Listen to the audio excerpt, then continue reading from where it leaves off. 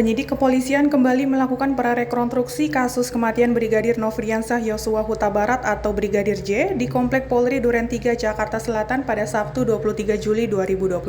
Kadif Humas Polri Irjen Pol Dedi Prasetyo menegaskan, proses prarekonstruksi merupakan bagian dari komitmen Kapolri Jenderal Listio Sigit Prabowo untuk mengungkap kasus kematian Brigadir J. Dedi menjelaskan ada dua konsekuensi untuk proses pengungkapan kasus Brigadir J, yakni proses yang sesuai dengan aturan dan secara ilmiah. Adapun dalam prarekonstruksi yang dilakukan di rumah Kadif Propam Polri nonaktif Irjen Pol Verdi Sambo, diantaranya dihadiri oleh penyidik Polda Metro Jaya, tim Inafis, Puslap 4 Polri, dan kedokteran forensik.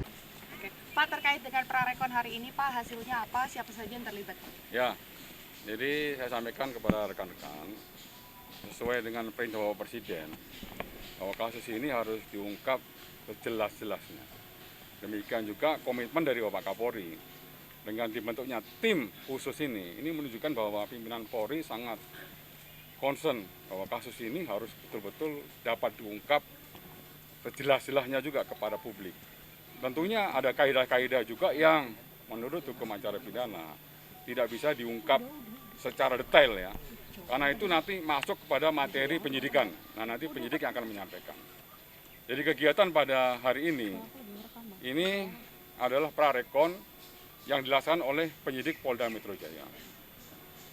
Juga dihadiri oleh dari Inafis, kemudian dari laboratorium forensik, kemudian dari kedokteran forensik. Ini semuanya menunjukkan bahwa sesuai dengan perintah Bapak Kapolri, komitmen kami bahwa proses pembuktian setiap kasus tindak pidana harus dapat dibuktikan secara ilmiah. Karena ya dengan dibuktikan secara ilmiah ini ada dua konsekuensi. Ya, ini oleh tim penyidik nantinya. Konsekuensi pertama adalah konsekuensi secara yuridis. Ya, bukti material formil 184 KUHP ini harus terpenuhi. Yang kedua, karena ini kita proses pembuktiannya harus secara ilmiah, jadi dari sisi keilmuan harus betul-betul clear. Ya, bagaimana keilmuan yang digunakan, metode apa yang akan digunakan, dan peralatan apa yang digunakan, asal agar hasilnya betul-betul ya secara sahih dapat dibuktikan secara saintifik. Ya, ini yang dilakukan tim olah TKP dan juga penyidik pada hari ini. Ya, semuanya akan dibuat secara terang benderang. Ini yang saya sampaikan kepada rekan-rekan untuk pelaksanaan kegiatan pada hari ini. Pak, bedanya prarekon di PMJ sama yang hari ini itu apa bedanya, Pak? Ya, kalau di PMJ prarekon itu harus ada peran pengganti. Ya, peran pengganti sesuai dengan hasil keterangan para saksi dan juga temuan dari tim Lafor, Inafis, Dokpol itu dipadukan. Ya, setelah dipadukan, ya penyidik kalau misalnya ada hal yang lain yang masih harus didalami dalam proses penyidikannya, itu harus didalami. Ya, setelah dari PMJ, kita langsung melihat bagaimana objek TKP yang sebenarnya. Nah, itu yang akan dilaksanakan pada sore hari ini. Ya, oke. Terus kemudian bentar dulu. Nanti prarekon nanti secara teknis nanti biar Pak Dir ya. Saya perlu meluruskan juga. Masih ada beredar di beberapa media yang menyebutkan bahwa CCTV rusak. Kemudian kenapa diketemukan CCTV yang lain? Ini saya perlu luruskan kepada teman media biar tidak lagi istilahnya berpersepsi lagi. Sehingga muncul spekulasi lagi yang justru akan membuat permasalahan ini tidak clear. CCTV yang rusak, sesuai dengan apa yang disampaikan oleh Kapolres Jakarta Selatan, ini CCTV yang di TKP. Tapi CCTV yang sepanjang jalur ini, di sekitar TKP, ini sudah diketemukan oleh penyidik. Demikian juga kemarin saya sampaikan, CCTV dari sepanjang jalan, dari mulai Magelang sampai dengan TKP sini, itu juga sudah diketemukan oleh penyidik. Sekarang masih proses pemeriksaan oleh Lafor untuk mengklarifikasi dan mencocokkan untuk ya kalibrasi untuk mencocokkan waktunya, karena waktu yang ada di CCTV dengan real time harus sama.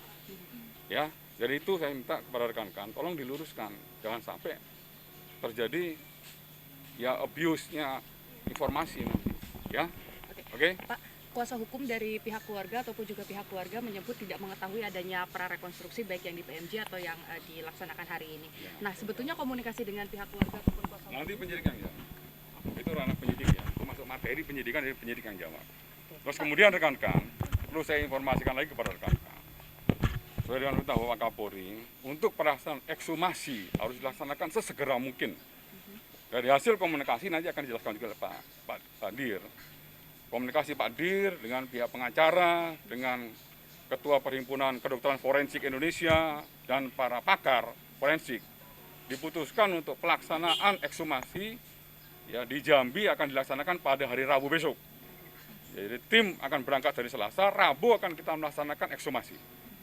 Ya dengan menghadirkan para pihak dan tentunya pihak-pihak yang expert di bidangnya. Oleh karenanya saya minta kepada teman-teman media juga ya untuk bisa meluruskan tentang berbagai macam spekulasi informasi yang berkembang.